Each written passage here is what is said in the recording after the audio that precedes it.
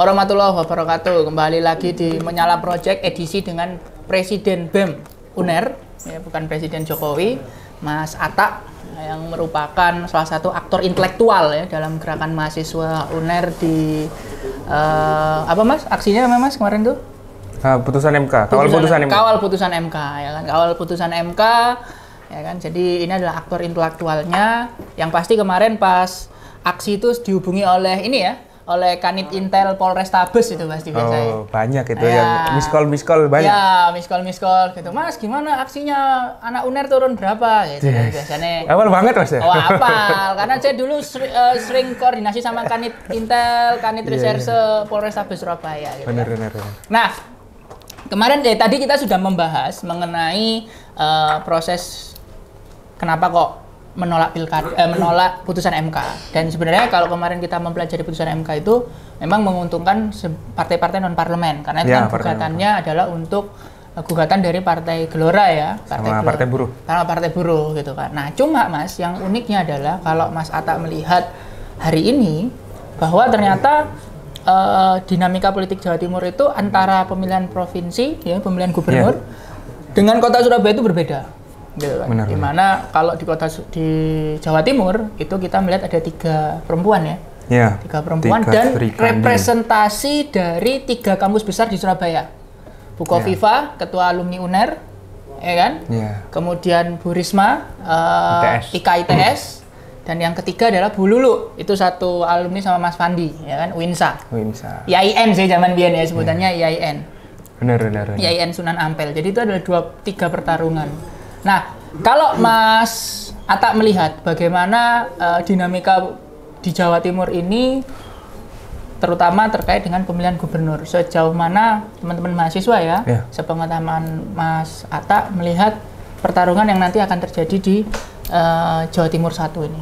Ya, sebenarnya ini juga salah satu fenomena menarik ya, kalau dibandingkan dengan daerah-daerah lain, itu kan biasanya memang pertarungannya itu dua kubu lah. Kalau Jakarta oke lah ada 3, cuman kan satunya kayaknya ya independen dan maksudnya nggak terlalu yang mencolok gitu. Nah di Jawa Timur ini sebenarnya menarik karena itu tidak koheren atau tidak selaras dengan Surabaya misalnya. Karena Surabaya itu bisa dibilang ya nyatanya dinamikanya cukup di kota kosong gitu. Semua partai itu berkoalisi. Sebenarnya semangatnya dari Pilpres itu masih sama. Misalkan kita lihat di Kim Plus, dulu kan Kim. Nah, sekarang ada Kim Plus karena partai-partai yang sebelumnya berseberangan akhirnya join Kim.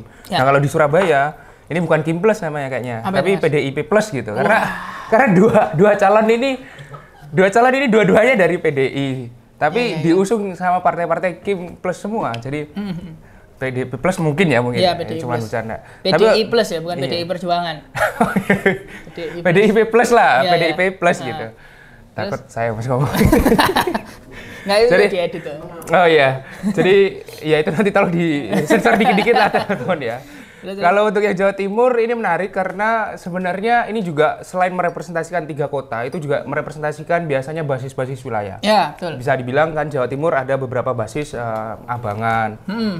Yang kedua juga ada basis yang memang Islam NU-nya kental. Cuman dalam hal ini nyatanya kalau NU ini bisa dibilang juga akhirnya terpecah karena ada PKB yang mungkin punya bergaining diri sendiri karena dia partai pemenang parlemen di Jawa Timur, otomatis dia juga nggak mau kalah untuk mengusung sendiri calonnya itu Bu Lulu itu. Nah akhirnya ya itu yang membuat menarik, nanti kita bisa melihat bagaimana dinamikanya karena itulah yang kemudian menjadi menariknya itu ya tadi ada wilayah-wilayah yang jadi basisnya, apakah itu juga jadi perebutan nanti di 3 calon ini. Itu sih. Kalau teman-teman mahasiswa sendiri melihat pertarungan terutama di Jawa Timur ya, pertarungan 3 perempuan atau 3 Sri Kandi ini menjadi salah satu pertandingan yang bisa diuji ya intelektual dari 3 orang ini karena kan 3 perempuan ini kalau saya lihat backgroundnya adalah mereka sama-sama pernah punya pengalaman pemerintahan yang cukup panjang gitu kan, mulai dari Bu Kofifa, terus kemudian Bu Risma gitu kan. Nah itu mungkin Mas, kalau saya bisa saran ke teman-teman mahasiswa nanti adalah melakukan uji intelektual atau uji gagasan di kampus-kampus gitu loh, ya kan? Yang selama ini mungkin kalau saya melihat ya, terutama kampus-kampus di Surabaya kecenderungannya, apalagi di UNER ya, saya sebagai alumni UNER tuh kita punya yang namanya FISIP, tapi kecenderungan untuk menguji calon-calon itu bisa dikatakan tidak ada. Nah ini Mas, mumpung ini di Menyala Project, sekaligus di video ini mungkin bisa nanti dipotong buat ini. Ini kami dari BEM UNER ini siap untuk kemudian menjadi fasilitator untuk menguji kemampuan intelektual tadi atau adu gagasan di Universitas Airlangga. Dan saya pastikan itu bisa di Universitas Airlangga. Nah, itu sepakat aku. Jadi jujur ya, saya paling nggak suka adalah debat di KPU. Karena itu sudah by design semua. Benar. Masa iya debat kok pertanyaannya nanti apa udah disiapin segala macam udah di-play. Nah, debat itu namanya dapat contekan kan gitu kan. Harusnya di kampus. Pasti itu banyak hal-hal aneh, misalnya Bu Kofifa, Anda apa benar menggunakan bantuan sosial untuk mendapatkan suara? Itu pasti aneh-aneh itu. Ya kan, Bu Risma sebagai Menteri Sosial gimana nanti ini bansos-bansos yang turun? Benar. Iya kan Mas ya? Sepakat itu. Saya harap nanti teman-teman UNER lah, ya kan? Panelisnya jangan panelis yang ndake-ndake gitu, enggak. Ngomong iki lho Mas, nang gini itu panelis. Boleh. Oh, Swadik ini kayaknya tertarik. Gitu kan. Bagaimana nanti seniman pasti benar. Ya kan? Ini yang kita harapkan sebenarnya. Benar. Jadi kalau Mas ini sendiri berarti UNER siap ya memfasilitasi itu ya? Siap. Karena memang kita dari saya terpilih itu memang sudah menargetkan kalau bisa nanti pilkada ini kita menjadi fasilitator tuan rumah yang kemudian mungkin kita kemas formatnya agak sedikit berbeda dengan KPU. Jadi betul. Nanti misalkan panelisnya dari mahasiswa dan kita juga pingin untuk kemudian mengkritisi karena kan beda misalkan di KPU tadi ya itu pasti udah by design orang-orangnya siapa yang bakal ngomong terus pertanyaannya apa itu pasti semua ada briefingannya. Beda kemudian ketika memang dihadirkan di kampus. Nah kita pingin menawarkan itu sekaligus sebenarnya pingin kita menjadikan kampus itu sebagai tempat pencerdasan politik. Jadi jangan kemudian hal-hal seperti ini tuh dianggap sebagai tabu, terus kita nggak boleh ngomongin gitu, itu nggak. Kita ingin menormalisasi bahwasanya politik itu hal yang paling penting di aspek kehidupan teman-teman. Makanya kita berikan pencerdasan di teman-teman mahasiswa, pemuda, masyarakat gitu. Iya, benar. Gitu benar. sih. Jadi nanti di UNER itu bisa diuji dalam intelektualitasnya soal hukum. Ya, benar. Hukum, sosial, itu di UNER. Nanti di mana namanya? UINSA. Di ITS, ya kan? Di ITS itu nanti akan terkait dengan kemampuannya infrastruktur gitu kan? Hal-hal teknokratis. Benar. Nah di UINSA itu nanti akan dites ngaji mungkin. Loh, karena ada Mas. Karena kalau misalnya teman-teman tahu di KPU Aceh, ya KPU Aceh itu calon gubernur itu dites ngaji. Benar. Lek nggak bisa, nggak bisa jadi calon gubernur. Gokil kan? Ya, itu kalau di Aceh. Nah itu saya harap nanti teman-teman UINSA akan lebih fokus ke situ. Bagaimana soal kol-kola, terus kemudian idgom bilahuna. Waduh. Iya. Jadi itu bisa diuji di situ. Tapi menarik gitu sih. Itu bisa ini Mas dikoordinasikan dengan teman-teman ini UIN, ITS sama karena tiga calon gubernur alumni dari 3 kampus besar. Iya. Kurang UPN aja saja nih, maksudnya ada UPN 1 gitu kan, 4 gokil ya, ada 4 kampus. Nah itu kalau kita ngomong gubernur Jawa Timur, artinya akan menjadi perhatian menarik bagi teman-teman mahasiswa ya. Terutama soal tadi persaingan kampus juga, ya ada persaingan kampus, terus kemudian ada uji gagasan di kampus. Nah, tapi yang kita sayangkan adalah justru tadi Mas Atta mengatakan bahwa kalau Surabaya itu melawan kota kosong. Nah ini Mas, kadang yang menjadi pikiran liar dari saya itu apakah ada gagasan dari teman-teman untuk memastikan bahwa menangkan kota kosong, gitu kan itu unik gitu kalau kayak gitu. Gimana Mas kalau melihatnya kenapa kok Surabaya ini nggak seru gitu loh? Kalau kita sih sebenarnya sejujurnya belum ada sampai bahasan untuk memenangkan kota kosong, cuman memang sudah ada kemudian wacana-wacana itu bergulir. Bukan dari kita, karena saya pun udah melihat ada gerakan kemarin juga sudah ada aksi untuk kota kosong, memilih kota kosong itu sudah mulai bergulir. Sebenarnya itu lebih ke, kalau kita sih menganggapnya itu menjadi opsi bukan untuk kemudian memenangkan kota kosongnya, tapi sebagai ancaman bahwasanya ada loh orang-orang yang sebenarnya nggak sepakat untuk memilih kamu gitu. Karena misalkan per hari ini itu kan ada isu reklamasi di Surabaya. Betul, di reklamasi. dekat Pantai Kenjeran. Di dekat Kenjeran itu kan mau direklamasi. Betul. Nah, kebetulan saya dan kawan-kawan beberapa mahasiswa termasuk di BEM UNER itu sedang berjuang dan mengawal kasus ini.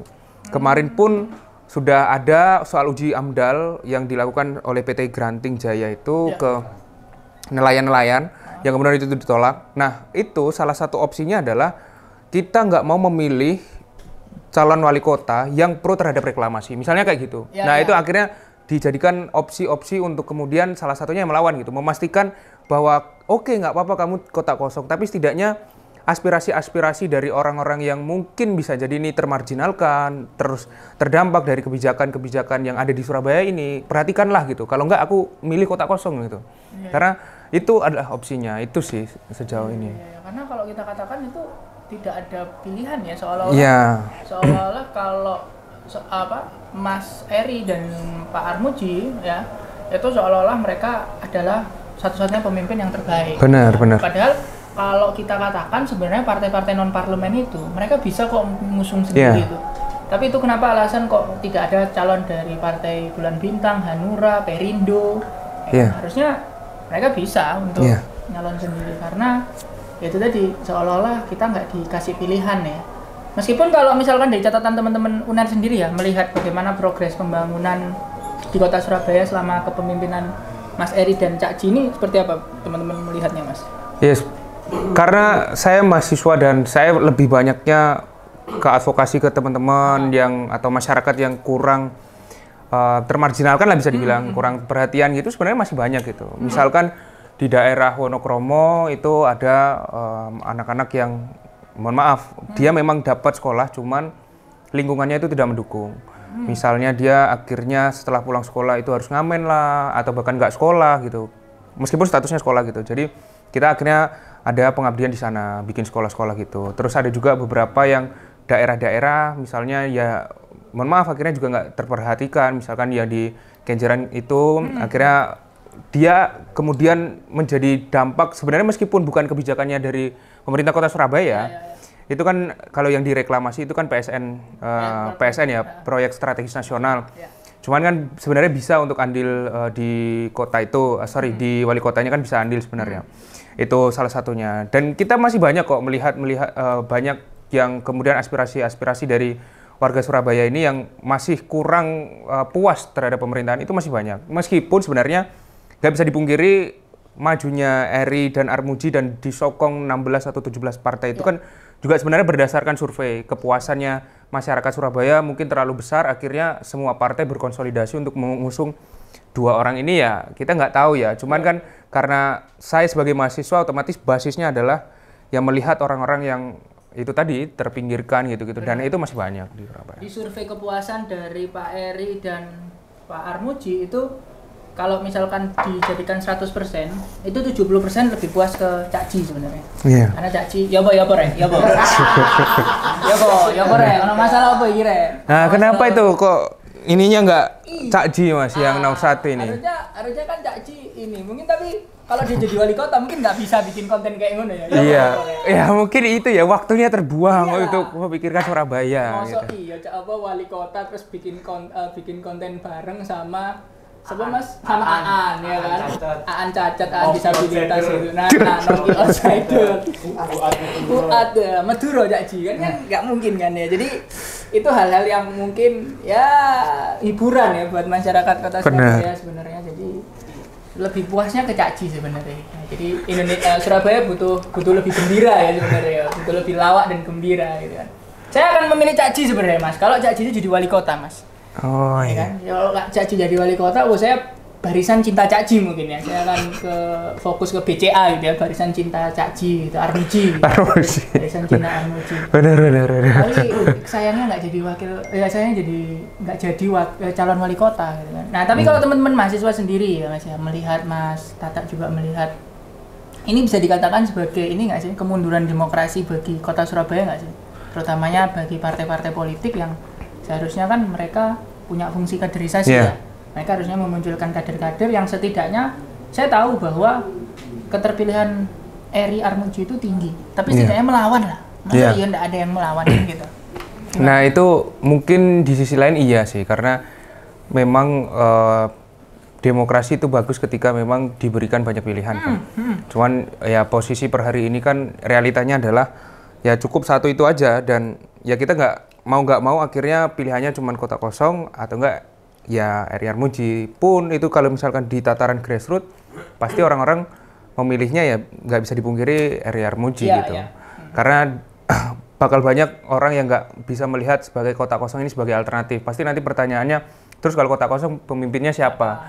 Pun sebenarnya di aturan KPU, kalau misalkan itu terpilih kota kosong, itu opsinya ada dua. Antara nanti yang menjadi PJ, atau enggak diadakan kembali lagi. Nah, itu tapi kan akhirnya orang-orang, oh ya kalaupun dijadikan PJ ya Eri Cahyadi dan Armuji lagi gitu kan. Karena ini 2 periode soalnya masalahnya. Nah, itu kan akhirnya yang kemudian kita benar-benar ya bisa dibilang ya secara demokrasi mungkin bisa dibilang mundur karena pilihannya cuma satu aja gitu, nggak kita diberikan banyak pilihan, itu nggak ada.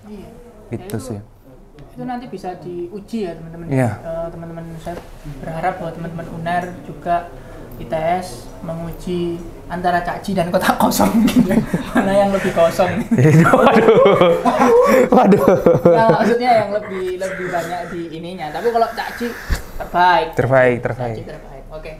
Jadi nanti kita akan lihat bagaimana gebrakan dari teman-teman UNER soal ujian calon kepala daerah. Ya, saya pasti akan datang paling depan untuk kalau ada acaranya terrealisasi ya Mas ya. Semoga terrealisasi, dan juga untuk teman-teman jangan lupa tetap saksikan Menyala Project Dapur Politik. Jangan lupa like, subscribe, dan komen. Saya Muhammad Dari undur diri. Wassalamualaikum warahmatullahi wabarakatuh.